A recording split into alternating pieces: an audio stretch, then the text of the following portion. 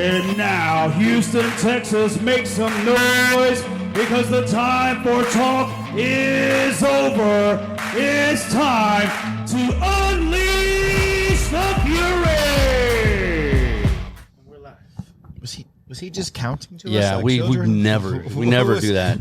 Where did that That's how you know. from? That's how you know Diego's sober. There's no alcohol on the table today. We've run dry. Diego counting us in like I don't know, like this is some kind of technical operation. It's sober October. Whatever. This is fucking bullshit. January. I know.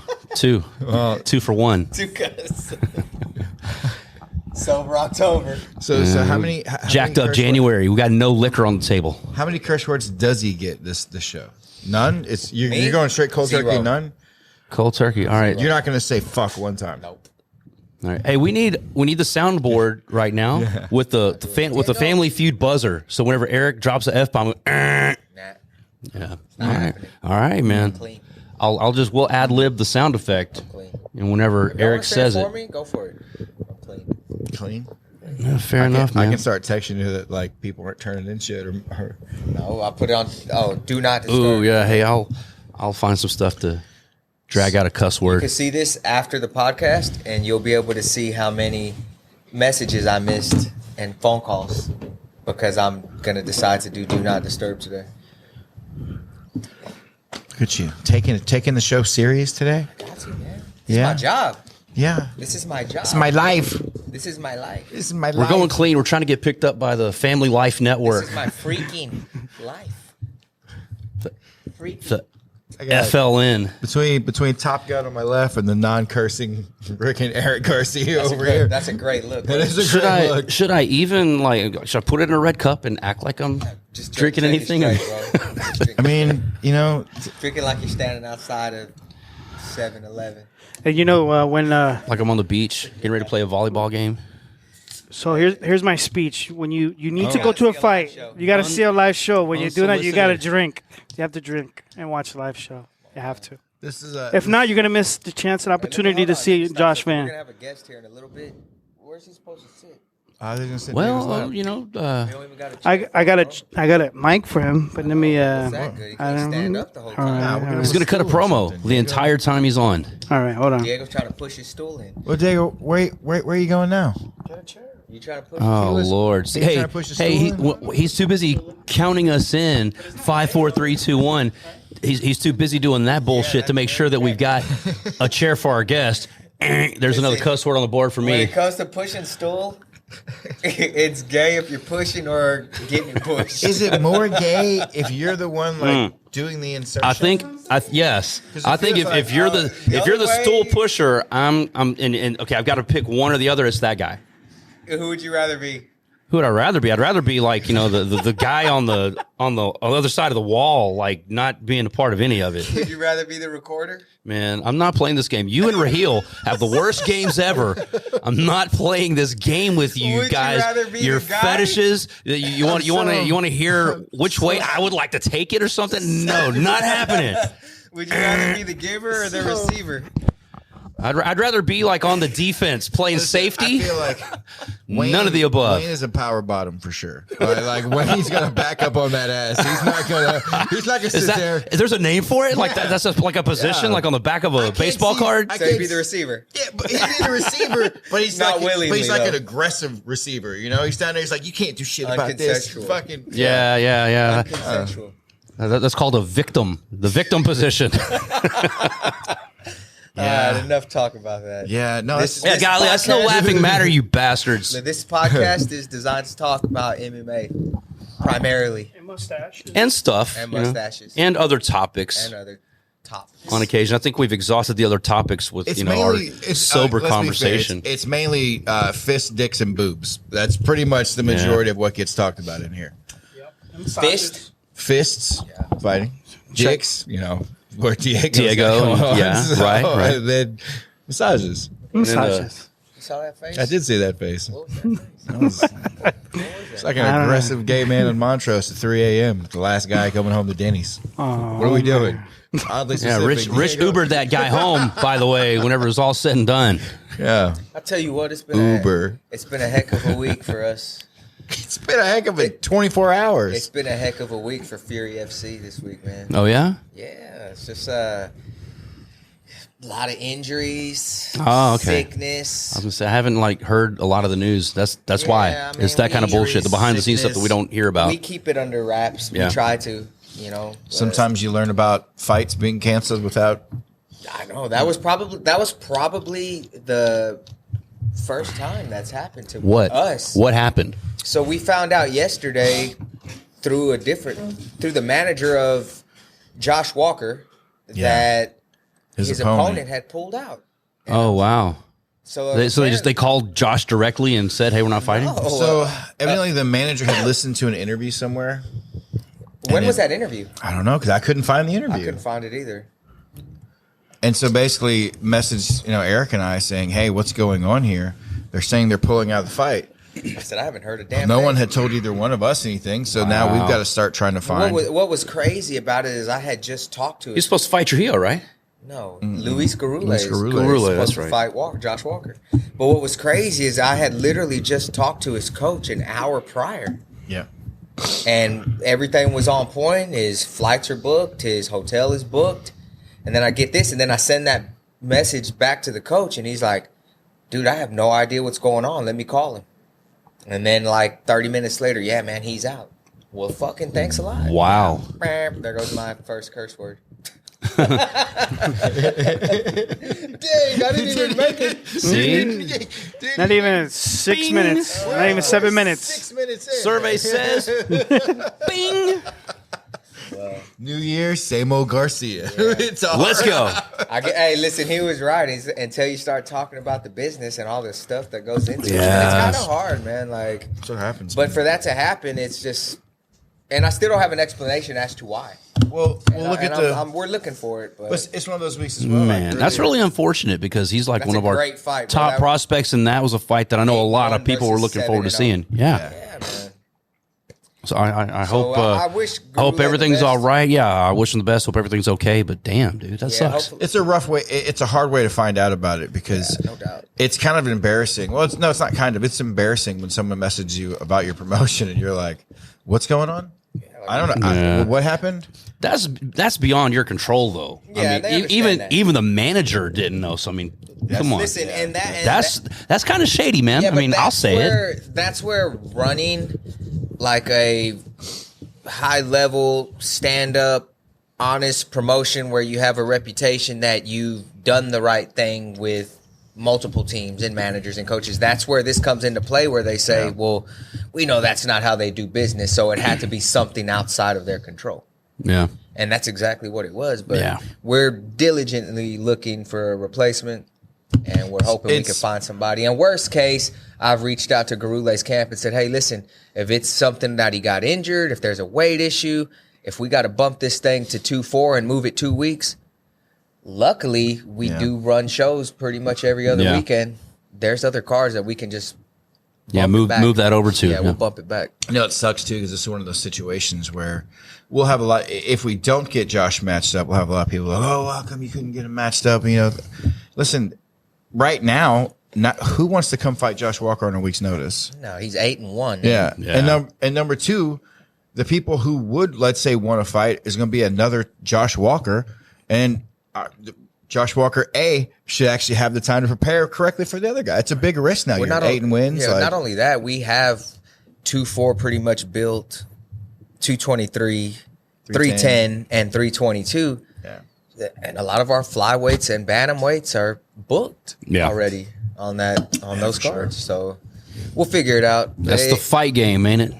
Yeah, I talked to Jeremy and Copley a little bit through text last night, and I mean, we might have to sign a brand new guy just to come in and fight Walker if that's what it takes. We're trying to keep our current roster busy because we have so many guys, but you've got them all booked out 2-3 months in advance. I mean, so if that's what it takes to have to sign somebody else, man, But even like, even 48 hours ago, you and I were sitting there going, "Hey, feeling pretty good, man. Like we got the cards rocking and rolling. April, remember we just say we're like feeling pretty good, man. Like we must think I'm gonna start making documents for April and shit.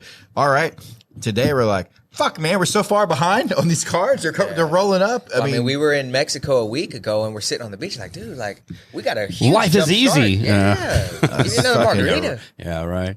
It was cool because he brought two of his butlers with us. Yeah. And it was nice just to have the extra additional people. He calls those his cash boys. Yeah. But not butlers, Lulu just and cash Lolo. Lulu and Lolo. It's like they're part of the family. I get it, guess. man. Yeah. I get it. Yes. Diego, what you got to say? I see you grinning and stuff, man. You see these racist comments? Lulac. Lulu, We're gonna get Lulac after you guys. you're gonna get Lulac after us? Yeah. Half the show would be fucked. What are you talking about? Like, That's true. Never mind.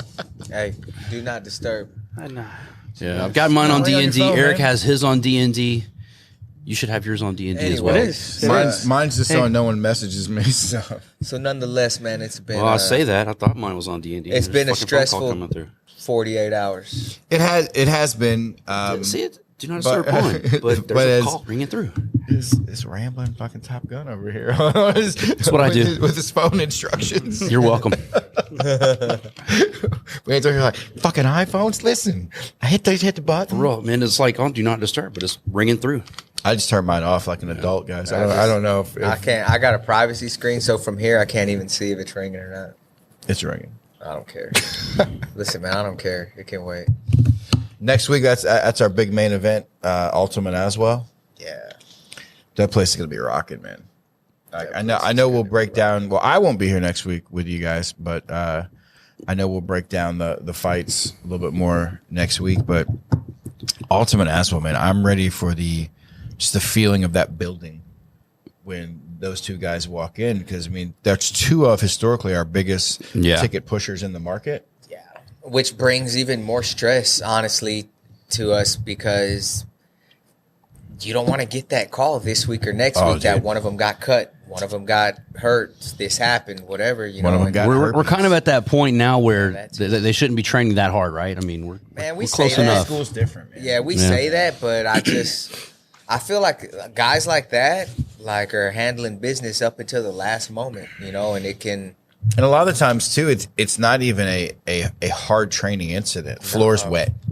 You know, like you're moving and the guy next to you shooting in, and you just happen to click. You know, it hits the back of your leg as they're rolling. Like small things happen. It's not always the hard, because I always feel like this week leading up to it is more of like the dangerous. You're kind of cutting weight. You're weaker than normal. You don't feel yourself, and so you're a little bit more apt to. Yeah, you're pushing a little apt harder to like, compensate. make a Yeah. small little mistake. Yeah, that you makes get an sense. injury or something like that. I mean, it definitely happens.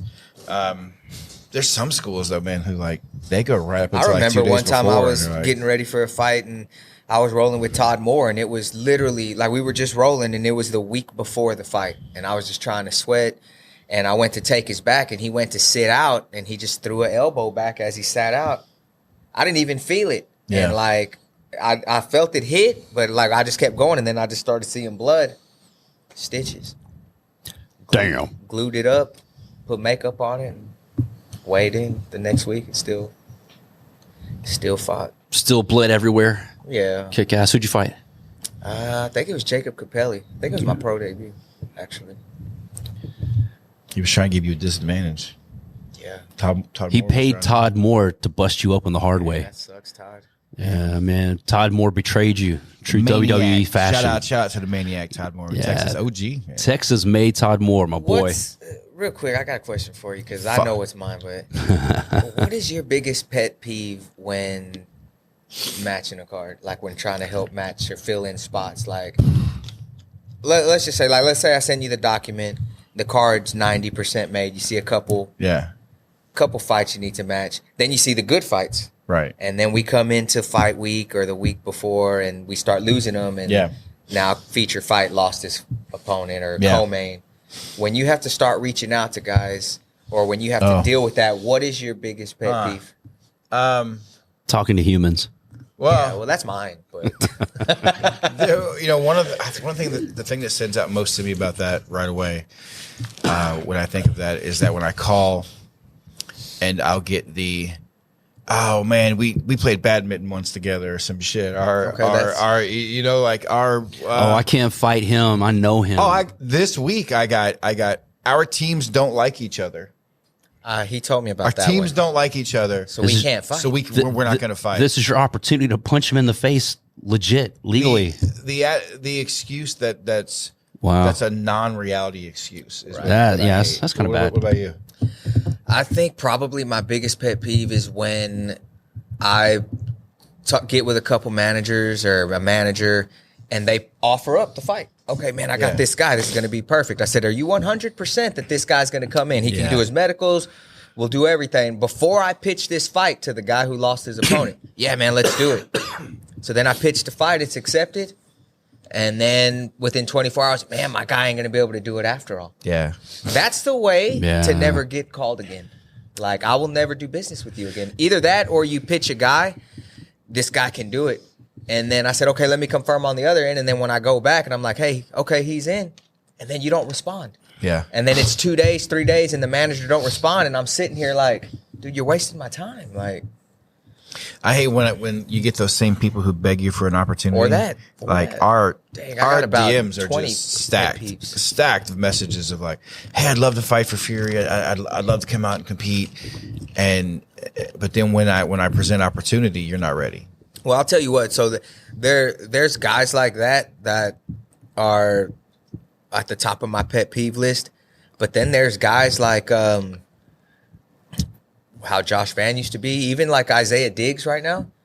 Like the dude, if he tells me he can fight, he'll fight. We've mentioned some names before, but those guys who like are ready, like I want to fight for Fury. Say, okay, can you fight in a couple weeks? Yes. I'm in. Here's my medicals. I'm ready. Those are the guys that are truly ready for the opportunity. And it's very important to be smart with your career at the beginning, especially when you're a debut or first few fights, whatever. Sure. But I can't say that I don't like the guys that say, yeah, I'm in. And then they say, well, who's the opponent?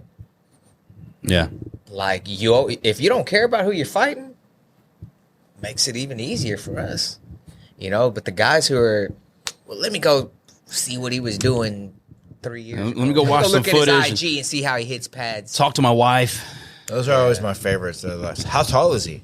I don't know. I don't fucking. I'm not, Tapology is your friend, homie. what's his background? Well, sometimes I barely know his last name. Sometimes these tapologies and stuff have nothing on there. Everything is NA.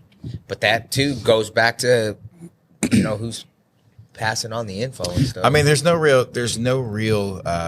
half the time they lie. tracking. I feel like Diego wants to shove this mic I feel in like my he face. does too. Just Look at his hand. There's there's never been like a real ranking Stop touching my man system. boobs. Ranking system, even with like Tapology ranking system, for as great as Tapology is as a reference, the ranking system's terrible. Like, absolutely terrible. To be clear, mixedmartialarts.com is the official registry. Yeah. And where all of the state commissions input official results. So that's what they go by. They don't look at Tapology. Tapology is like a third party that's put together by other guys, media outlet, whatever. But when a sanctioned licensing regulation company, whatever, Texas, Louisiana, I don't know if Louisiana does it, but Sometimes anybody who inputs official results, that's where Highly you're going to find the unlikely. official record. Yeah. Is mixedmartialarts.com. So if you're curious about somebody and their fights and who they fought, that's where you go. Tapologies might have some mix-ups. They have some, and they don't say it's updated because mixedmartialarts.com is where everything gets uploaded. You know? So like, and do you know why everybody uses that website? Which one? Mixedmartialarts.com. No. Because it was the first and like one of the only places that got up and got involved. Early days like SureDog and stuff like that. I know, that, like, forums. but like if you look at like Louisiana doesn't even input results there. It, You probably improve your record for a couple $100 under the table. That's kind of how they roll over there. We've done some cards out there in Louisiana, and I upload the card to mixedmartialarts.com because normally what happens from a promoter standpoint is we build the card. I put the card on mixedmartialarts.com. I put in the state that we're in so the commission can go out there and approve the bouts, tell us what medicals they need. Boom. For Louisiana, they really don't care. Like they don't. It's not that they don't care, but they don't deal with that. They don't waste their time and go in there and approve the bouts. They approve them at the weigh-ins, I think. That's why you also see so many Louisiana fighters with just weird records on different websites. Yes. Like you'll 100%. you'll go to like Tapology and the kid will be 2-2, but on like MMA Reg or something like that, he's like 22-10. You're like, Jesus Christ. It might be Joseph Garcia on one website and it's Joe Garza on the next website versus the same guys, you know? Yeah. So it's like. And there's no like overseeing body. Yeah, there's like no regulatory Yeah, there's commission no or regulatory anything. body That's my boy for that Ricky type of Norris. stuff. Well, Yeah, we love Ricky I mean Norris. for MMA in general, not like Ricky Norris makes life easy when you run a show in Louisiana. I That's think a Brandon bad Allen deal. should take over that job. I think Brian Allen wants that headache. He's got another show. He invited us out to come out to another show he's got coming up. We got his boy Tuco coming back. I know. I'm excited. You remember Tuco? Oh yeah, Tuco's? yeah. He broke up the Sean Strickland debacle. He's coming Yeah. back to fight Myron Dennis That'll be a fun fight. with the best walkout of the year. Where are we doing that one in Dallas. Houston, Dallas? Okay, Dallas, Texas. let's go. I'm there for it, man. See you. Dallas can be a fun ass card. Yeah, we haven't been there in a while, man. Gillies, baby. Gillies. Let's go. Well, what's up with our guest today? Listen, there's been some controversy with our guests here today, and today Yes. we're gonna set the shit straight. We are setting the record straight today. Wayne swears it's this silly, stupid way of saying it. Todrank, which. Listen, first of all, we know he's not gay, right? But that shit sounds gay. Well, it can't be that. That's one. subjective. It That's a can't be matter that of one. a matter of opinion. But Now, as Diego said, it should be Todrank, correct? You used the proper English version. I guess. You did. Yeah, help me, Wayne. He's not doing. yeah, man. See, he's Tried to bring him in. terrible. He's terrible on a Set sober Hey, Thursday. Rich is spanking somebody. See that He shit? wants to spank Diego. You see him spanking somebody? Who am I spanking up on my chest? That more it looks kind of like you suck it. Hey, like you rolling the dice, man. One name I think we can all agree on is our guest's nickname, Cutthroat. Kyle let's go. Todrank, welcome into the podcast. Here you go, sir. You can put that on top of that beautiful mop you got up there. Fighting out of the War Training Center. Thank you guys for having me on. Yeah, of course, man, man. so- I'm just glad we got a stool for you. Be careful not to fall off that thing. Did There's no you say- telling did- what Diego did to it. Did you say Todrank, It's right? Todrank, but after you queued me up like that, I'm going to change my name. Hey, that's by design. Rich knows I mean, what he's doing. It's going to be spelled Don't let the him get in same. your head. It's spelled the same no matter what, so technically he can change the pronunciation anytime he wants If to. he really wanted to. What we talked about pet peeves a while ago. When Wayne isn't right before Wayne does the announcements at weigh-ins, I got to grab our sheet and make sure everybody's there. So I'm checking everybody. Dude, you know if you have a fucked up name, just first of all respond, put your hand up, and if your first name's Dave but your last name's like Polychronopoulos or some shit like that, like Yeah. I need you to. I'm saying the reference there, huh? Yeah, that works, man. So I just go when I say Dave, go. Oh yeah, Yep, that's Dave. me. Don't wait for your last name. And then we say it wrong and he still don't raise That's his what I'm saying. hand. Yeah, and if you don't pronounce it right, they don't acknowledge it. It's like, dude, you're the only person here with a name that close to what the fuck I said. There's another one for me. They just sit Just down. raise your hand. Or if you have the dumb sayings of names instead of Dave, you're like it's Dav. Yeah, that's It's another one. Davey. It's Yeah, not hey, Dave. hey, we're talking to you, Jamez Ramon. James It's James. I know that, but just looking at it, reading it off paper, you wouldn't say, "Oh, that's James." Oh, There's no, when like he first started competing extra for letters us, and different letters than Jamez. James. It was Jamez. Is Jamez. what I used to call him. Jamez. He changed it. Yeah, I thought it was always like been James. I thought it was I like just- Jaime, like the Z was silent or something. But yeah, no, it's James. Hey. It's just James. Didn't know you were coming into a literature The discussion. kid's a Yeah, killer. no, this is Jamez intellectual. Ramon, 5-1. Yeah, he's in the title hunt. He can say his name however he wants. He really can. He'll fight anybody. Kyle says he'll cut his throat. Hey, Eat his listen, heart. He fought Michael White. He fought Ross Thurwalker. Yeah. Now he's walking into a fight with Sebastian Oyervides. The dude ain't shied away from no Nah, 125 nope. fight. Fought Joe Perez. And every fight that he's finished has been by rear naked choke, I think. He's definitely battle tested. He lost to Michael White. That's Yeah, it. no, his finishes where he uses that guillotine. He used that power guillotine or Oh, shit. ninja He choke. did. Everyone He thought, did. yeah, Yeah. that's gross. Even on Ross? yeah. No. No, rear Ross naked was choke. rear naked choke. I think. Thurwalker? Yeah. He's about to fight Aguilar, right? Yeah. Yeah, that's going to be a banger. Yeah, that's a great fight, man. Ross has come a long way, man. Like, from where he started to where he is now. I've always said he's got an exciting like stand-up game. Yeah. If you look at him and how crisp he is with his hands and his kicks and shit, but like he's putting it all together.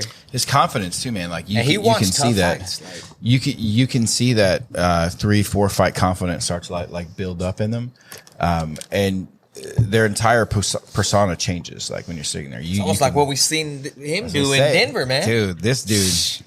So This dude ain't no wrestler. up until Denver, Kickboxing. up until Denver, and I thought you had some valid reasons. Sometimes you're like, listen, if you motherfuckers can't stand up, why would I let you? Yeah, no. Yeah. Listen, if you can't make weight, you got no reason to stand up. Yeah, you gotta earn it. That's still my favorite Cutthroat Kyle moment. Hey, hold on. What you think about his bed head? Oh, that looks Beautiful, good. right? Thank you. Can I get some hair tips from Thank you later? you. Yeah, I got you, dog. Bet, I got bet. you. The beard looking nice. Thanks, man. Yes, Thank you. sir. Hey, my Thank man you. Rich is probably one of the few guys that can rock that haircut. Shit looks good like It this. looks good. If Rich had an edge up, he'd look. I'd say, cut that shit off, Rich. Can you imagine Rich with an edge up, bro? No. This is Or my hey, man Rich right here. hey, we could Way back. we could get Rich like the Steve Harvey high I top was wig. just finna say that. That's You know the- crazy. Hey, We get him one of Dude, you those. look clean. I haven't Glue done it on. Find it because Glue I the want him fade? to wear that at the next show. I haven't done it yet, but Jeremy Mahone has been I'm gonna hit trying up to Cat get me Williams, see if he to, can like, tell me where slowly the- introduce I can't wigs. touch Where to find that stuff? They like just wear different wigs and They're they're in the- say shit to yeah, anybody. yeah. You like grow them out. I'm like basically. celebrating. I'm like, is Rich wearing a red wig right now? Bro, if you came to Fury with the high top With the high fade, top like, fade. yeah, like, Like 1998 Like Steve Harvey. Kid and play Or Steve that, Harvey. or All that. not as high, though. Because we still want you to be able to put a headset Can I on. get the little yellow line in? The one line that's blonde? Just a little high top. Tight fade. I dig it. Or even like the Tupac from Juice.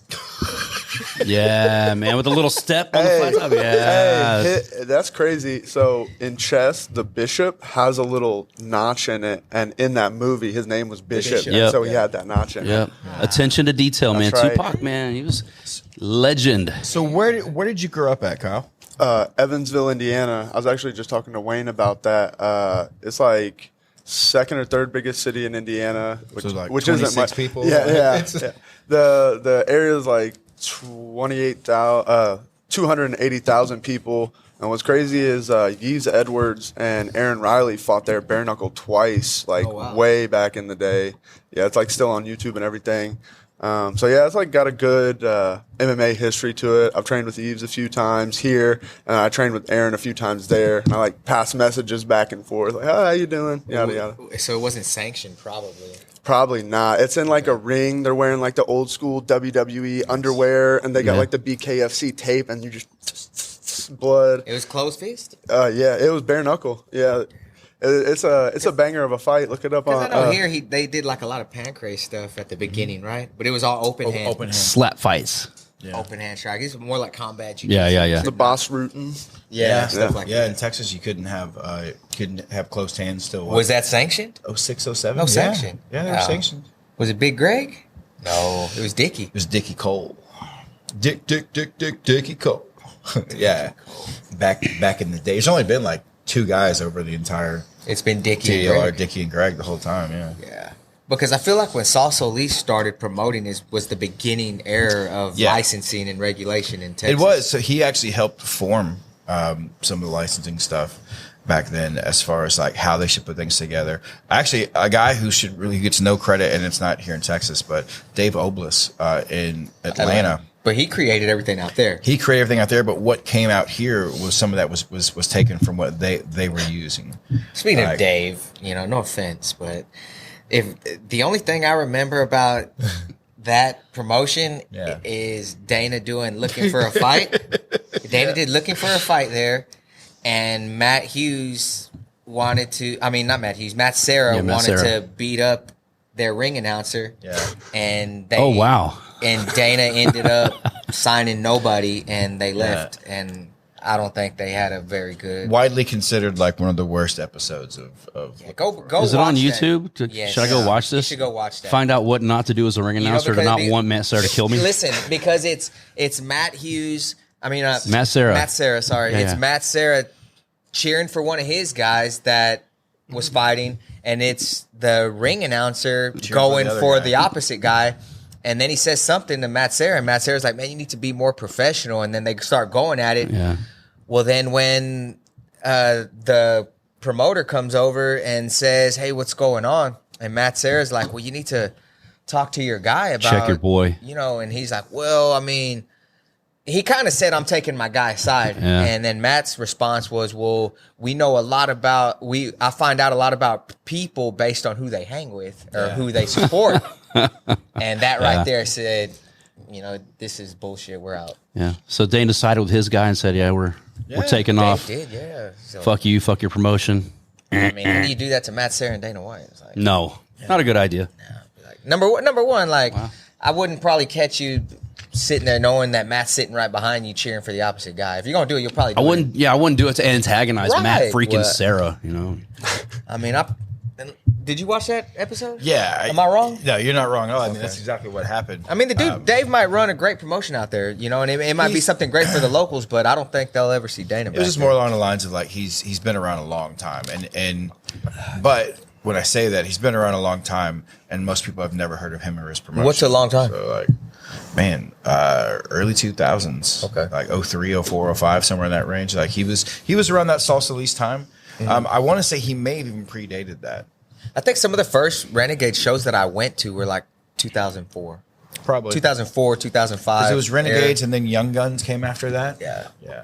And before that, like, it was just watching UFC, and I would watch The Ultimate Fighter and UFC, and then I would be like, oh, there's a local one. Yeah. And it was a great show, you know. Yeah, it was you know, when I got started in 2010, I still feel like it was the early days of promoting. I mean, yeah, it still is. I mean, we're only celebrating year 30 of UFC, so it's not like, you know. So I got in halfway. Yeah, so even when Halfway through. when you look back to say that right now you got in halfway, but dude, 50% of the time it's been around, you've been doing it.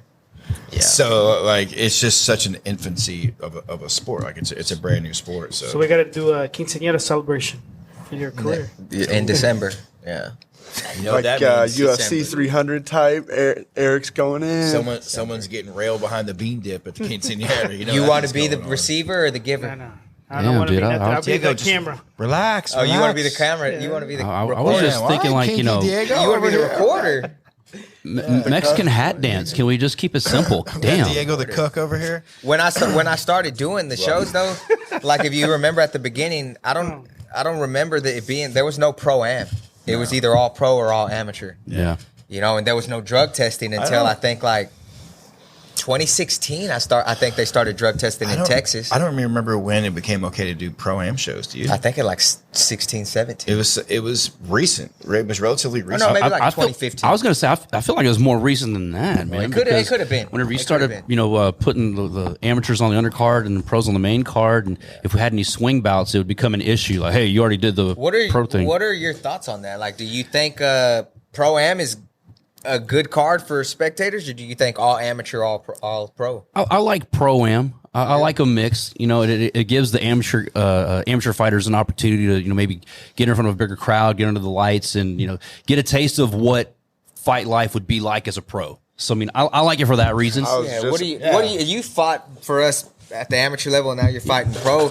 What do you think? Like fighting on an all amateur card or fighting on a prelim of a pro card, and then I liked both. Exactly like he said, whenever it's like the pro cards and you guys got like all the everything out, you know, pulled out all the stops, it's like feels like a big event, and it like kind of gets you ready for the next level. But I do like the amateur events as well, because on the amateur events I was able to be like higher up in the main event and things like that. Yeah. So I think honestly doing both throughout your amateur career is important. Which one did I prefer? Definitely the pro-am cards. I thought that was a blast, especially when I fought for the belt. That was sweet. That was my first time fighting an escapade, like a gladiator pit, people going nuts.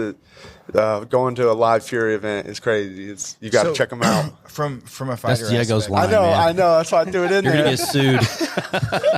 He didn't TM it yet. He didn't. Diego's going to walk out, Diego's man. like, you son of a bitch. Stole my fucking got nothing on to say. purpose. job, man. Now I got nothing to say the rest of the show. One fucking job. You get massages too, huh? Fuck. I can start messing with the sound, and then if you guys want. So you've yeah. been fortunate enough to fight at how many different venues for Fury? Wow. You fought at Escapade? Escapade, Bayou City Event Center. Bayou That's the City first Event place I Center. saw him. The big one, Arena? Arena Theater, and then I fought in Colorado for you guys, so 4. Oh damn! And out of all the venues, what do you like the best? Escapade. Escapade. Bro, that is so sweet. I think we like that one the best too. Yeah, I think it's definitely it's the most visually pleasing, Right. both on TV and the live Yep. experience. And I love how it looks for you guys walking in, and you've Yeah. got to experience that since an amateur. Yeah. like that feeling of walking out. Kind of talk a little bit about like how that getting those experiences early in your career. You fought for our belt. You fought already in Escapade. So when you came to make your pro career, you made that exact walk. Yeah. Let me preface it. I've wrestled in front of like 12,000 people, 16,000 people at the state tournament, things like that. You guys' events, as like as up as I've ever been, you know, it feels like the biggest wrestling events that I've ever been in, like Penn State, etc. Yeah. It feels like that every single time I fight for you guys. Me and James have had 3 people come in from out of town, and each time they've turned into MMA fans from awesome. you guys' show. Yeah, and they like go to UFC events and stuff like that afterwards. So That's awesome. You guys are really making fans out of people. Do you still get the same nerves, like, or what's the nerves like going into wrestling and then going into MMA and being like, damn, I'm gonna get punched in the Yeah. face? Like it's more than just grapple. Yeah, I don't. Let me finish this, but I don't really feel nervous. I feel excited. I feel butterflies. I feel my adrenaline and my cortisol dumping. But like through wrestling, I feel like I've gotten a really good handle on that. So like you can ask Joel, my hands don't shake backstage. Like I'm good to go.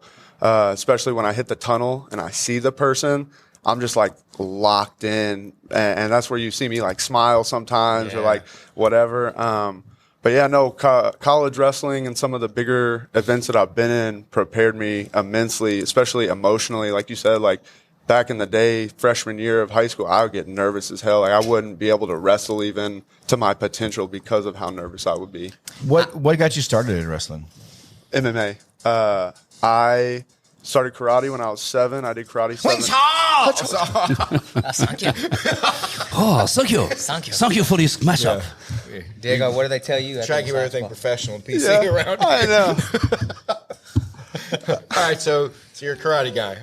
Yeah, I did karate 7 to 10, and I love point sparring kids. It was like the only sport that could keep my attention.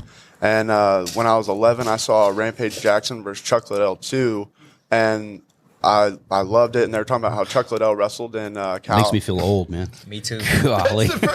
You were 11. I was 11 I was years like in the old. 5th That's grade the- whenever that that was the happened. I'm like, UFC God fight. damn. I I was was they like fought the first time in hammered Pride. whenever I watched that. Yeah, I was 11 years old when that happened. I And had to be like 30 at least. I saw Rampage wearing the Home Depot chains. Yeah. I was like, that's a bad Yeah. man right there. And you walk through Home Depot and then you see the chains. Like, dude, that's what he wore. Yeah, straight up. Yeah, yeah. Rampage Jackson was a bad man. Yeah.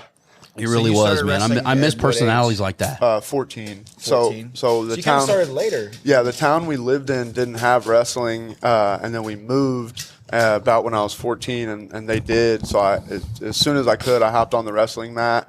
I was like fairly natural to it, and my plan was after high school I wanted to start fighting right away. Yeah. But I was like getting college scholarship offers and things like that, and my grandma would have beat me if I didn't get a college degree, so I had to go.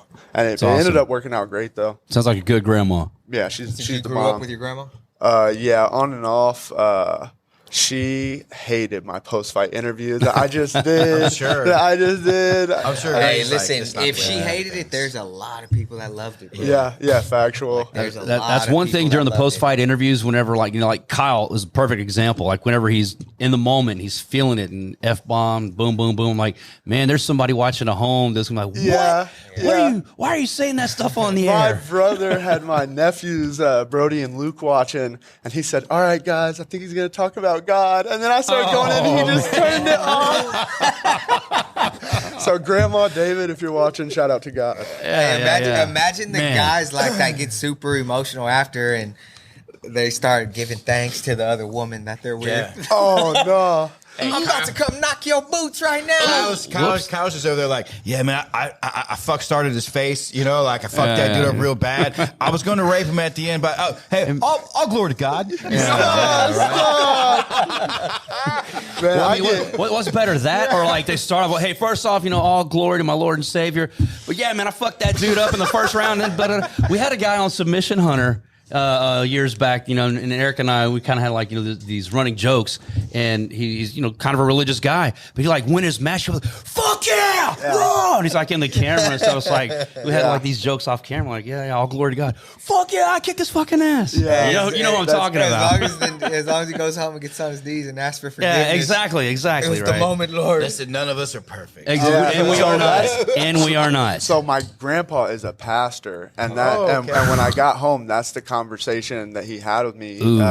He said, he's like, man, I told him about somebody calling me out right before the fight, and like I explained to him, when I win, like that's a different level of adrenaline. Like I'm on a different planet, basically. My grandpa told me, he's like, man, things come out of my mouth all the time. Da da da da. So yeah, I think you can be religious and fight, but yeah, I got to chill on that. So I'm on the no F word counter with you today. XV if I hit think it. that somebody like your grandpa is probably going to say, being a pastor, that man, you have the opportunity to reach people in a different way all in the a time. platform like this. That is, I always say 84 countries for whatever. No, when they sent me the press release yesterday, it should be dropping soon. It says over 200 countries. Wow. So I guess they're reaching other places. But I mean, UFC Fight Pass reaches 200 plus countries. Yeah. I mean, that's a lot of people, man. It's huge reach. That's truly global reach right there. That's a global reach. So somebody like you that has an insane post-fight interview, an insane performance, there's going to be some eyes that catch you that might be like, man, this kid's got the look. Like, I appreciate we're that. going to sponsor him, or we're going to do this. I mean, and that's what a lot of fighters don't understand. You could be the Tim Tebow of breaking faces. Yeah, man. Right? Maybe You could be the go a guy little bit farther in that the league. exposes Jesus hearts. to some kid in another part of the world that never would know. for certain. That too. I get on my knees and pray after every single fight. So it's actually kind of similar to what you said, man. I literally got up from praying and I gave that post fight. It happens, man. And if anybody understands, this is God. I didn't have nothing planned out, so maybe for the next one, because I've never actually got interviewed with Fury before. When I won the belt, James fought for the belt directly after, so I had to get out of there pretty quickly.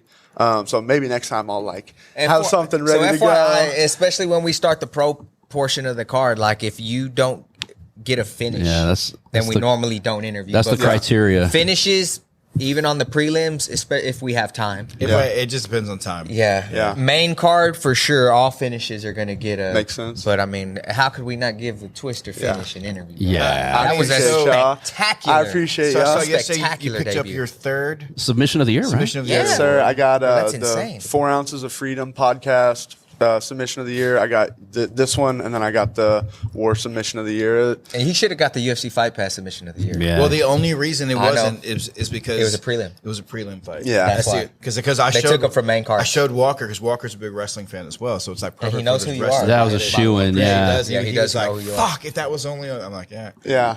So I got some stuff I've been scheming up, so I'll try and get submission of the year again this year, and it'll be Boston on Fight Crab. Pass. Yeah, hey, I'm coming Yeah, for I that. mean, there is a 2K. growing I'm coming bonus for that on the line. 2K. Boston Crab, baby.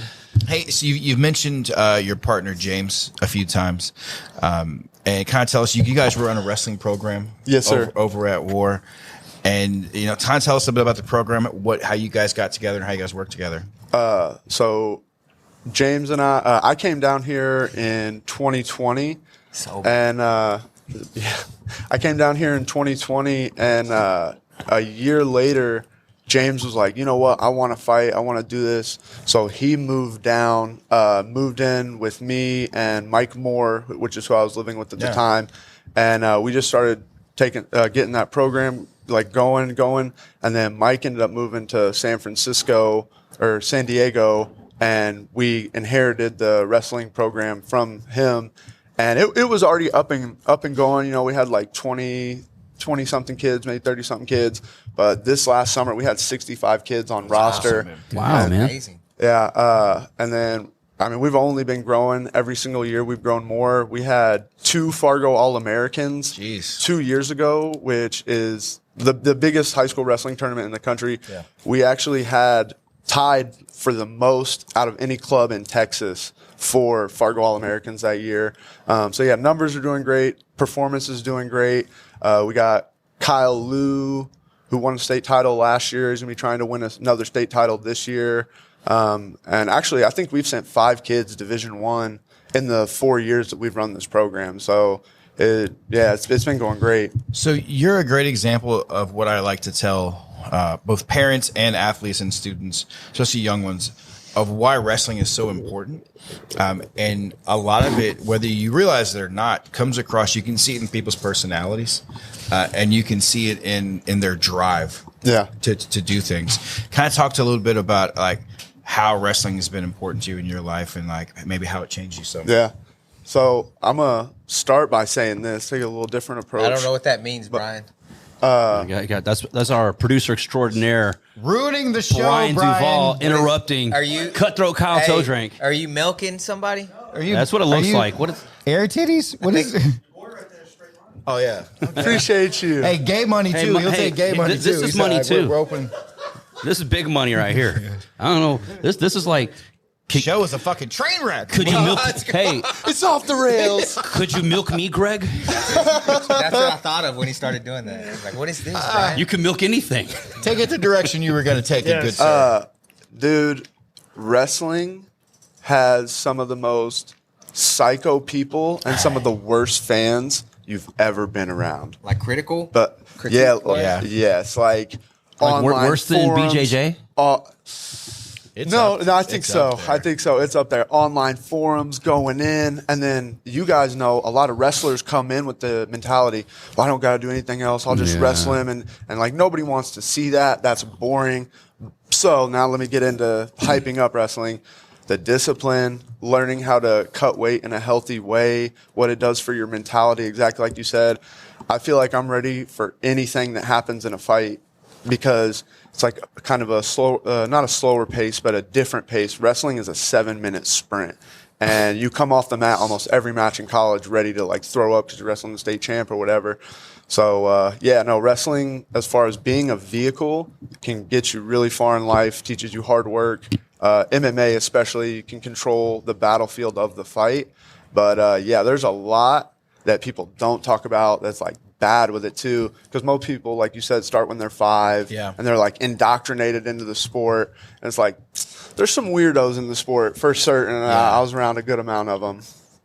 You know, it's always beneficial when they can get your wrestling, especially if you're a young fighter, to get your wrestling at an MMA gym, because you do lose some of the crazy built-in skills, or not even skills, like shit that you get from early starting wrestling, like the coaching bad habits and things like that. When you go to a gym that's kind of a bit more spread out, like a war training center, you get coaches who are more well-rounded. Yeah. So you don't keep that same hammer and nail situation for wrestling over and over and over again. That breaks make strong kids. Also turns a lot of people off to want to come for do certain. I tell you, like Dorian.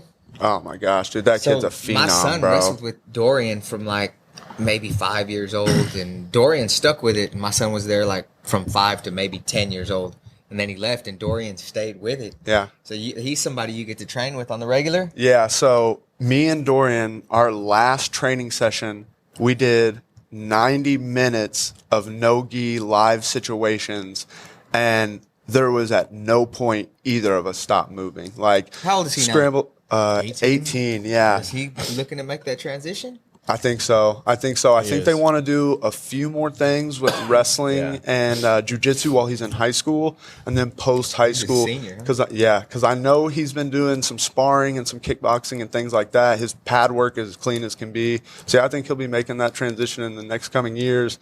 There's a lot of people he's going to ruin their face, I would say. Man, we would love to have him over Yeah, here, oh. man. I'm hoping this is his first choice when he decides to make that jump. What belt is he? Purple? Purple or brown. My kid might as well be a black belt. I think he's still a blue belt. I think he's still a blue belt, but he's a black belt assassinator. He wrestles at what weight? 60 something. I can't. It's hard to tell how big he is. I mean, now. he's I don't beginning really know. to make the rounds in the jiu-jitsu community. Well, he's name-wise. He was all over the B team videos that came out with him training up there at B team. Right. Even yesterday, Craig Jones's little YouTube vlog that he did, Dorian was on it yesterday. He weighs what? I think 160, I think he's in the 165. 60s. Yeah. I mean, is there a possibility we can match him on a submission hunter? He's on a submission hunter, maybe. Yeah. Well, I reached out to Dorian and his dad, to Mike.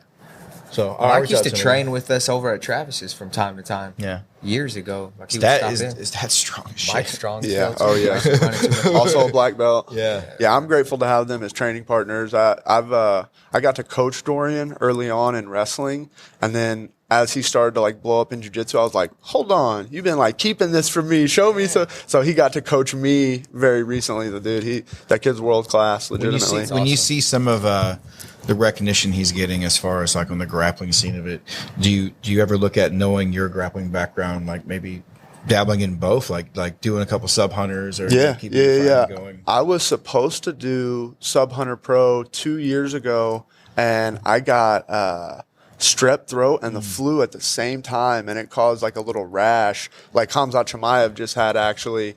So I had to pull out of that. I would love to do a Sub Hunter Pro. I think wrestling and jiu-jitsu are ugly cousins, and the better you can get at both, the more you're going to destroy people. For people who don't know, it's Dorian Olivares, right? Yeah. Yeah. I think it's Team Olivares on IG. Yeah. Yeah. So Mike, if you're listening, we want your boy at some point. So That's I think they call that grooming. I think that's let us Cutthroat be the Kyle first- listens to the podcast. Let us be the first promotion that y'all come to, please. let us nurture your boy. Is that what you're saying? What do you? man. We'll take the best care of Are him. you going to groom this child into? I mean, he's 18, he's an adult. Well, now you're groomable. It's legal. It's legal. Yeah, it's legal. Now it's legal just now. courting, okay?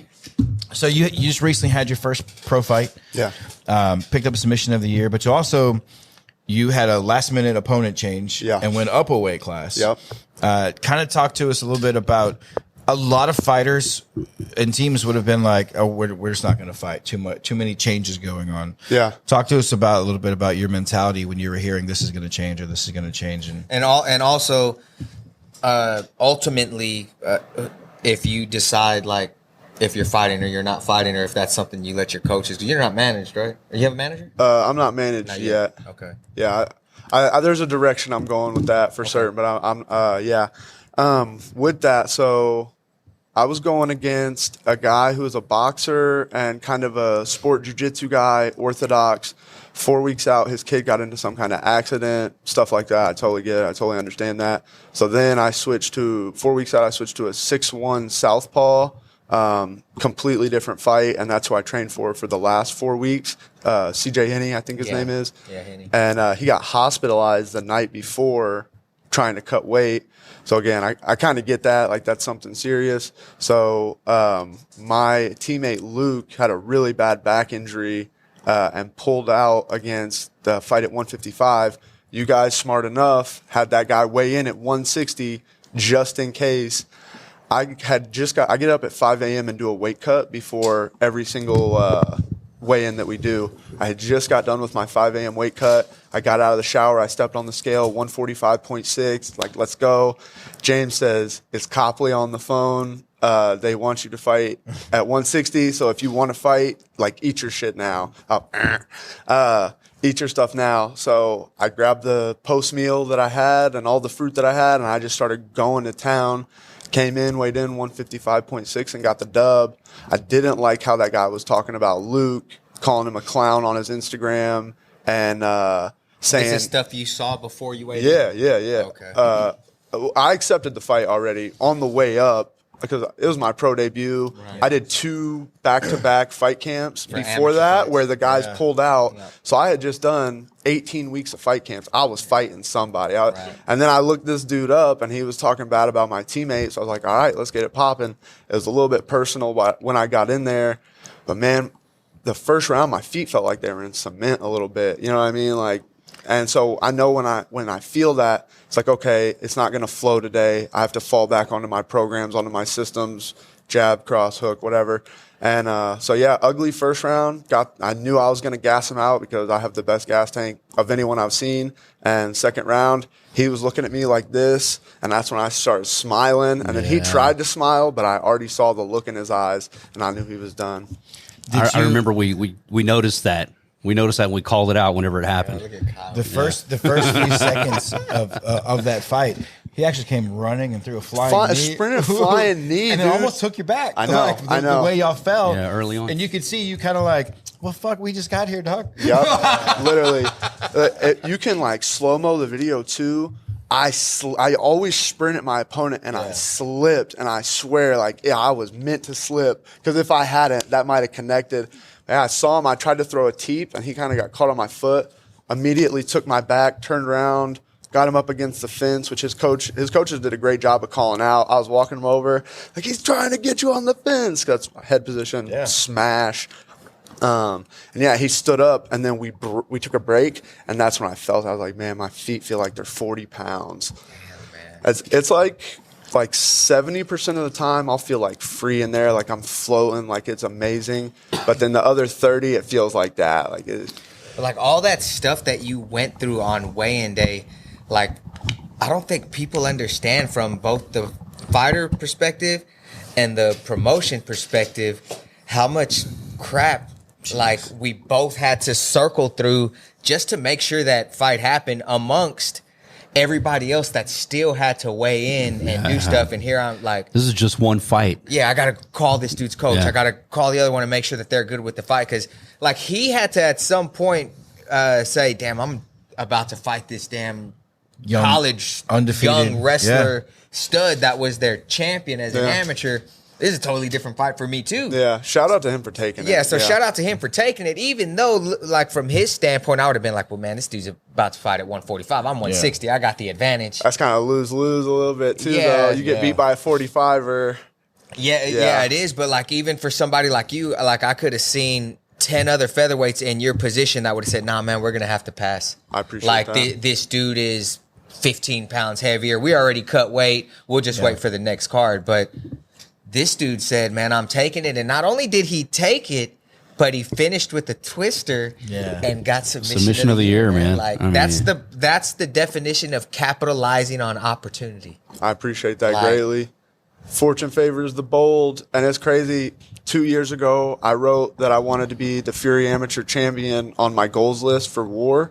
And then I did that in the last month, the last fight, last opportunity. And then I wrote on my goals for this year, I wanted the Fury Pro Submission of the Year for my goals list for WAR. And the last month, last opportunity, it happened. Amazing, I knew y'all were going to get me a fight, because I remember, and this is, man, I love your organization. I was asked to fight for some other organizations as an amateur. I turned them all down. You guys are the best, like, plain and simple. But I remember when I was supposed to fight for the 155 AMI belt, the last one, where I was going to be the champ, you were asking people at weigh-ins, like, oh, your opponent's out. Do you want to, and nobody did. It's like, if you're going to be a fighter, show up and fight. That's the mentality I hold. Especially as an amateur. You know, what I do you can have to understand, like I lose? said earlier, like I can understand as a pro in your first few fights, you know, you got to be careful. You got to take care. You know, you can't be careless. But I mean, as an amateur, man, like something happens at weigh-ins, your guy falls out, whatever. There's no record to protect, man. You just want that cage You time. could take those chances as an amateur. So what's your typical like training week like? When do you like multiple 2 a day, strength and conditioning? Like tell us about it. So I do pretty much all day. I go to WAR. I get there. I get up at 9. I go to WAR. I get there at like 10. I'm there until 9 o'clock at night. In that time, I'm doing mitts with Coach Copley. I'll meet up with Alec Chang and hit mitts. I do every practice that WAR offers during that time period. And then in between, I'll either nap or stretch or roll out or something. So, I mean, you could just call it one big session, but it's kind of like 5 and 6 a day. Like it is my whole life. I take this seriously. I have since I was a little kid. Watch film, etc. When I'm in fight camp, the only thing that changes is my diet, and I get up at 5 a.m. 3 days a week and go on runs. Just because Mike Tyson said it builds your mental fortitude, and obviously I changed my diet to make weight.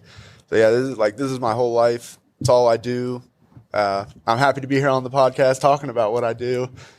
We're excited to have you, man. Like you've been a favorite of not just the show, but of us here working at Fury, to work with, your willingness to fight whoever, whenever, whatever the weight. Just send me a name and a time, and I'll be there. Yeah, that's like that's my favorite. Yeah. When dealing with a fighter, like I want them to be smart, but that's like, it makes my job. There's so much stress that goes into there. I told Rich yesterday, I was like, dude, I quit. Yeah, he did. I quit. How do you quit when you're the owner? Just so y'all know, he quit yesterday. I quit Fury. And I vetoed that shit. But like something like that, like when you have such a couple bad days of dealing with stuff and then you get somebody like this, it's like, okay, man, I'm not quitting. Because that guy deserves to be at the next level.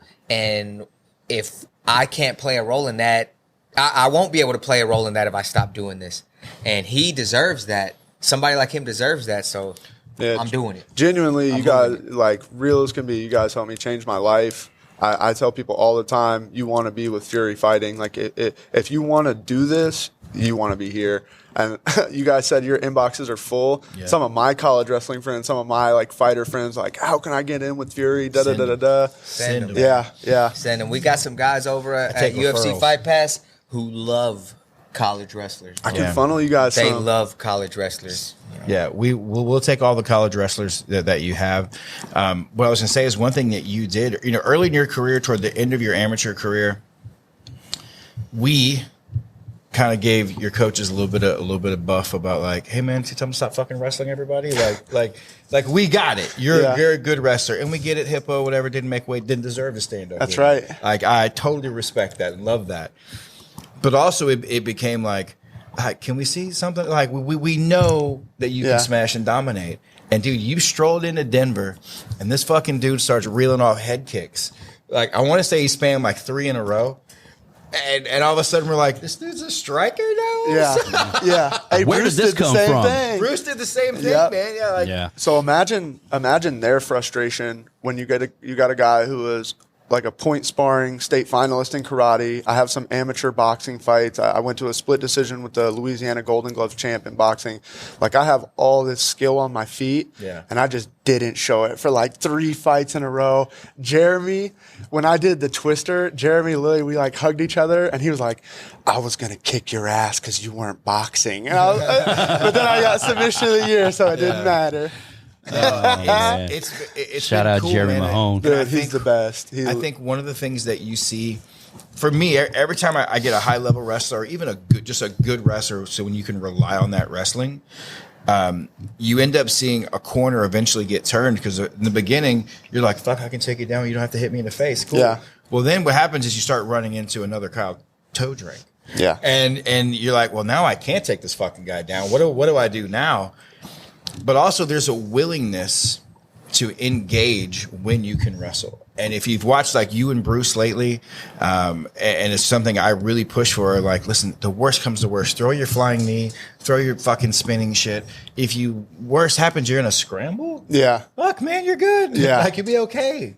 Hit that spinning back fist Morano guillotine. Dude. You remember that? Dude, yes. That was sick. Yes, man. He should have got at least nominee for submission of the year for that, I think, for them. And then you get and so you get to train, like he cross trains over there with you guys like 2 days a week? Or? That's what I was going to say about the wrestling program. You were talking earlier about like the best wrestling programs coming out of MMA gym.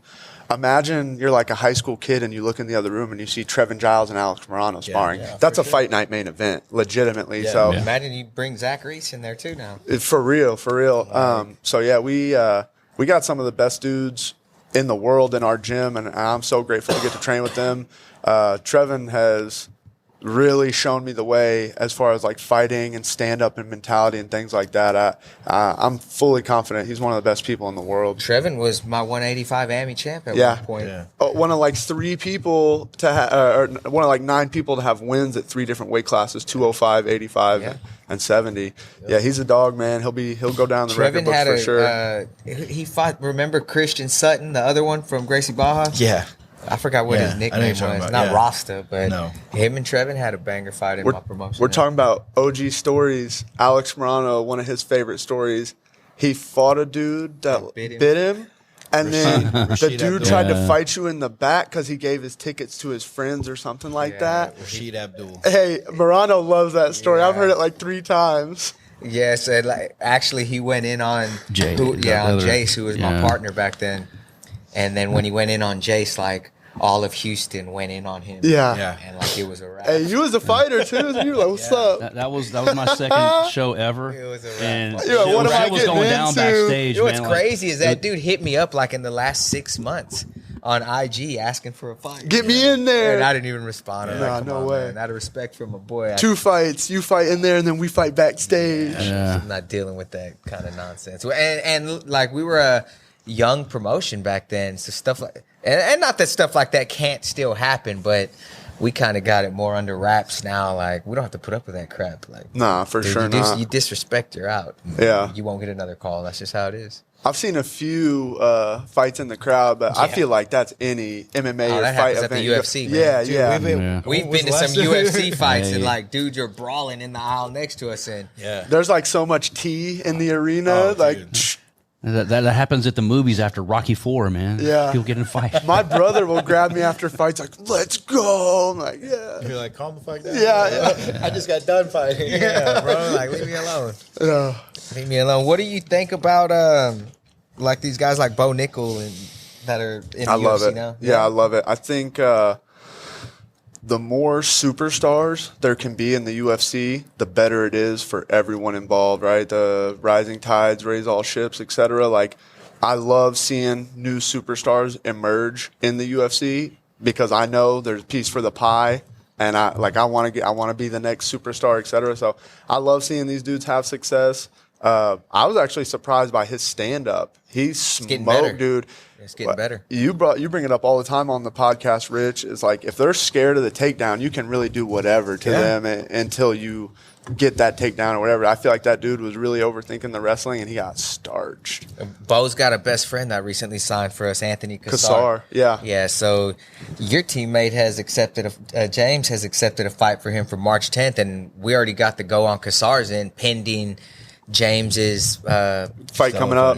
fight. That's next week, right? He's fighting. Yeah. Yeah, what do you think about that matchup for James Body. versus Cassar? Body. Yeah, I think James is going to get that. People don't know the boxing James has. You guys saw it in the last fight that he just had. His boxing is on another level. He spars with DeMonte Randall, who's been around the pro boxing circuit forever. Me and Eugene Hill, who was an IBO world champion back in the day from Galveston. James spars with those dudes all the time. James's boxing is next level.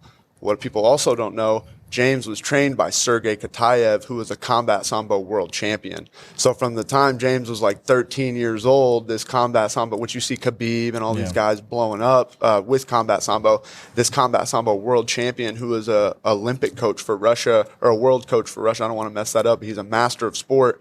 Took James under his wing and kind of showed James. So these suplexes you're seeing, the throws that James hits, that's straight from Russia. So Cassar's the big name. He's the big, I get it. He's a national champion.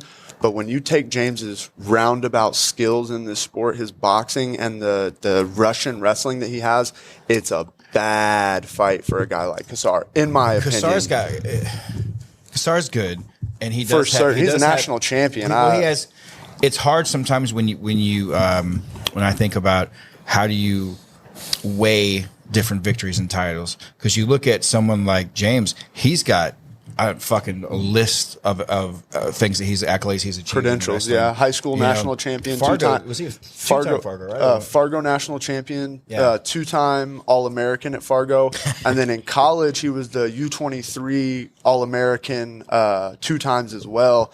One of the times he had just got to Ohio State, was on like 4 months of training. This is another thing people don't know. James Ford was one of 5 partners for Kyle Snyder when Kyle Snyder won the Olympic championship. So it's like James is not knowledgeable about what it takes to be a world champion, Olympic champion. He was around it when somebody did a cycle for it. So I went. His first fight with us was Jake Williams. Yeah. And so I'm sitting there, and Jeremy and them walk out, and I'm talking with Jeremy, and I'm an affiliate with the Gorilla Mob, so like we're just talking bullshit, and I go, "What's up with this kid?" And he's like, "This kid can wrestle," and I was like, "Okay, well, everybody from between our teams can fucking wrestle." Like, all right. He gets in, and I get the picture, like he's flying through the air. All of a sudden, Jake's flying through the air, and I stop watching the fight. because it was a beautiful, beautiful suplex. Man, Jake's a but big I stopped watching boy, the fight man. to pull up my phone. I'm like, this motherfucker wrestled where? I started looking it up. I'm like, Fargo. I'm like, oh, There it goes. okay, all right. You can wrestle. Some days we still call James the Sheriff of Dickinson from that fight. Yeah. James is another guy we're super excited to have, man, for him to be pro debuting with us. And Costello as well, though. Yeah. Like that's another two. That's a solid addition to the light heavyweight division for sure. I think what a lot of people don't understand with Fury is this is an opportunity. Like, this is a platform for you. You're supposed to set up the biggest and the best fights that people are going to tune into and people are going to watch. People get upset sometimes because of the result of that fight. Right. But me and James both understand, like, you guys are trying to see the best. In my opinion, James and him are the best. Let's see it. That's what the people want to see. And if you're going to take a fight like that, like I always say, you take it now when you're still young in your early. career. You know, a loss is not going to hurt either one of them because they can always bounce back and even the score. You know what I'm saying? But like that fight when both of them are 5-0 or something, it's going to do a little more damage to one or the other. Yeah. You know, and it's really going to catapult the winner to the next level for certain. Hey, the weigh-in he was just talking about, me and James's debut. Do you remember my eye? I got a corneal abrasion the Wednesday before, and you told Copley, you're like, man, if this kid shows up like this tomorrow, he's not fighting. And then I showed up and I like held my eye open for the doctor. Bro, I'm telling you, I've never pulled out and I've never missed weight. Tape up here. No, he's always here. I'm good. I wore sunglasses to face-offs. I felt like a straight D-bag. Man, people don't understand all the crap that we deal with behind. It's a lot of stuff, man. You see it on TV and it looks easy and it looks, I could do that. Everybody sees the finished product, man. Yep. And like this, that goes, I'm sure every other promotion goes through the same thing. For certain. You know, the same thing. And like, Sometimes it's hard, the number of headaches we get, though, is more because there's so many going on at one time. Yeah. Because even though you're saying, like, you're at weigh-ins, and now you got to call this guy and tell him his weight's off, so you got to fix this. At that same time all that's happening, your phone's also blowing up. Hey, how do I get to weigh-ins? Yeah. Where do I go here? or somebody just got on the scale and it's your co-main event and they just miss weight. Now you're in jeopardy of losing the co-main because the other guy don't want to take the fight because he was off by 1.2 pounds. Yeah. Hey, I'm looking forward to that now that I'll get their money. Yeah. Yeah, I'll get their money. And not to mention the list of missed calls, people looking for free tickets. Hey, man, I gotta get a couple of tickets. That's too. Hey, I'm all out. I'm all out of free tickets for this 2024. We're all out. Hey, people hit me up for tickets, so I tell them I'm an up-and-coming fighter. That means I'm poor, not rich. Hey, you know me though. You know me, bro. Buy me a ticket, Kyle, to your fight. I saw your Yahoo Sports article. They didn't send me They $1. didn't send me nothing. Nothing for that. It's all about getting the name out there right now. Yeah. Like, when he signs that UFC contract, then y'all hit him up for tickets. Give me wait till my second contract. Wait till Wait till his second 50K So you bonus. mentioned They'll give you a link that you people can mentioned go having, to. like goals that you set Get a in place. discount. I have Russian link. What do you, There you go. What are your goals for MMA in 2024? I want to go 4-0 with you guys, and I want to get the call either to a contender or to. I think Tough. I missed the boat on that. I know they're doing like May or something like that at my weight class, so I probably missed the boat on that. But yeah, contender or UFC by the end of this year. And again, right, you guys are giving me the platform. You guys are giving me the opportunity. I got one spectacular finish. I got to go get 3 or 4 more in order to get that done. So those are my goals. I always set my goals as high as possible. You're good for March 10th. Yeah, I'll be in You there. got your contract? I think I emailed you last night, I maybe. bet. I got you. I'll sign that Okay, today. so- I'll sign that on the pod. You want to talk about the opponent in the fight? Yeah, that's fine.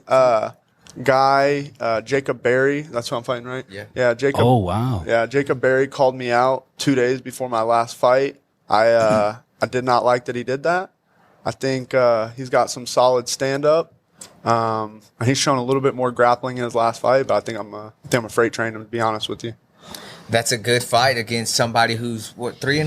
2-1 right now, Barry? I think. Yeah, 2-1. 2-1 or 3-1. Anyway, but 1-0, that's another opportunity that this man is capitalizing on and saying, hey, listen, I know he's got a few more pro fights than I do, but I'm gonna. I was actually capitalize excited on it. about that fight when you hit me up. That's a good fight, man. Yeah, That's we had trained together twice in the past, and I'm not going to speak on that because I don't speak on sparring, and sparring is sparring. You know what I mean, it's not a fight. Right. But yeah, when you told me about that, it's hard for me to get opponents. It's been hard for me to get opponents. Someone called me out. I said I don't like that, but I didn't like that it was 2 days before the fight. Yeah, exactly. I got a fight lined up now. I don't have to worry about nothing else. I'm in training. Let's get it done.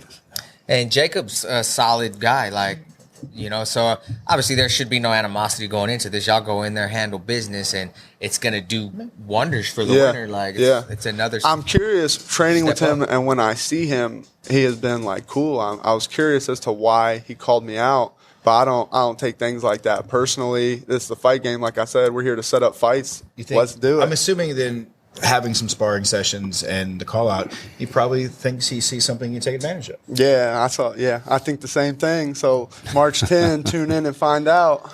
Looking forward to that one, man. Good scrap. What you doing over there, Wayne? I was looking up Tapology records on Jacob Berry, and it says he's 3-0. Both of y'all are inaccurate if Tapology is to be believed. Nah, he lost. He lost in for Dallas, sure. I think. Yeah. He lost on that Cajuns. On the Colin Cantrell. Yeah. You were there. I don't remember him fighting on that card. Yeah, he fought out there. Hey, man, it's been a while. I was, That was his second fight, I think. Yeah. Yeah. So he's got 3 fights for us, right, or 2? 2 fights for us. 2 fights for us. Got a performance of the night? Oh, well. Yeah. Yeah, that's what I'm saying. I like fighting people with credentials and resumes. He's good. Yeah, I get to snatch him. And what I like about it is, like, he seems like he's solid enough to where I know, okay, if I book this fight, unless something devastating happens, he's not going to pull out. Yeah. And I say that, but I mean, shit happens. But we look to make fights and hope that these fights make it all the way to fight. And I hate. So we got ruled a no change. contest. Which one? The one you're all talking about. Oh. For Jacob. Congratulations. Yeah. All good. Good job. Good win. Good job. Good no contest. Yeah. What you got, Diego? You've been quiet over there. And he answered shit over I'm there. enjoying this podcast. All right, so I'm listening to his questions. So the title's on the line. You got to fight Adam Copley or Jeremy Mahone. Who are you taking on? Give me Richard. Give me, to zoom in if you can. Give me Richard. Give me Richard. Take an easier fight. Oh, man. No, dude, those guys, I talk about you guys helping change my life legitimately. Those guys have also helped change my life, given me opportunities. On Adam's birthday, I sent him a pretty long text, like, thank you for showing me the behind the scenes of this fight game, etc. Those guys are amazing. I love being at war, and I think we're going to be the next gym to kick in the door. Like, you saw City Kickboxing. Before that, it was like Alpha Male. Before that, where Chuck Liddell trained back in the day. There's been these like big teams that the UFC likes to do storylines around and stuff like that. Not only do we have some of the best fighters in the country, we have some of the most interesting fighters in the country. Yeah. Like y'all tell me people aren't going to tune in to see Karan Reed, like, talking his shit, like his friends. There you go. His friends. So where can our fans learn more about you, and where can they follow you at? My Instagram is Todrank145. My Twitter is flawless_victory. Yes, sir. Yeah, you get the reference. I like that. I think TikTok, I'm Todrank145, and don't add me on Facebook because that's for my grandma. I don't post nothing. I don't post nothing about it on there. Scriptures. Yeah. Pictures. That's Bible it. studies. Yeah, that's all. Is there any? Kids can follow you on sponsors or any Facebook. Sponsors? Anybody you want to thank before we go? Fries and Drinks. Thank you guys so much for sponsoring me. Been one of the most helpful, consistent sponsors that I've had. Lamasco's Bar and Grill. Thank you guys tremendously for sponsoring me, especially early on in my career when I needed it. Both you guys means the world. I mean, I can tell you have been one of our favorite fighters to watch come up from the ranks, and you are on all of our top lists when we talk about like prospects moving forward at 145. There hasn't been a list that your name isn't toward the top of, like toward the very top of it. I'm excited to see what 2024 brings for you, man, and keep up the awesome outlook you have on this. For sure. Like it's great to work with you. We always love that. Calling you ready for a fight, you're on weight, you go up, down, whatever you need. You tell me what way we need to be at, And I can say as a promotion and as a coach and affiliate with you guys, it's proud. I'm very proud to see how you represent like the Gorilla Mob and everything that our guys do, man. So I appreciate you, big dog. Appreciate it, man. Thank you guys so much for having me on. You guys are the boys. Like I'm more than happy to be on here. All you guys as guests and everything have been phenomenal. Thank you guys so much. All It's we been a ask blast. for is when you get to the UFC, just give us a shout out. that's it. We That's got it. we got pictures together, boy. That's it. Thank you for changing my life. Thank you for changing my life. Just I walk the got shot, y'all. man. Shout out to my boys at the Fury Unleashed podcast. Yeah, you guys have been phenomenal to me. I appreciate you guys greatly.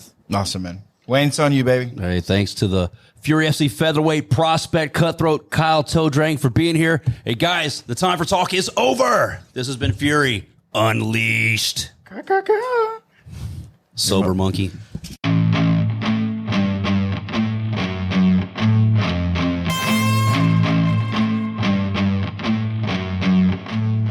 And now, Houston, Texas, make some noise because the time for talk is over. It's time